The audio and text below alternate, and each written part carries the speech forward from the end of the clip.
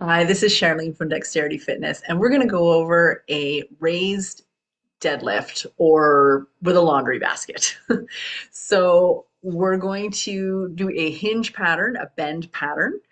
You want to never feel this in your lower back. No exercise should you ever feel in your lower back, but especially in a deadlift.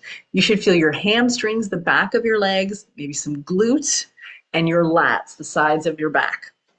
Before you pull up, you're going to do 4 cues. You're going to find your heels, so the body weight is in your heels. You're going to find your core, so that feeling of a cough, right? Just enough to feel like you've engaged your core.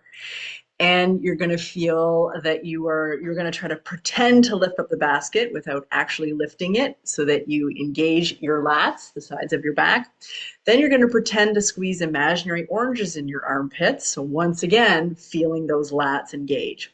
So it's heel, core, pretend to lift, squeeze the oranges. Once you've done those 4 little cues, then you can stand up. You're going to stand up using your legs, the back of your legs, and the power from your lats, the sides of your back, no lower back. For best results, read below. Enjoy.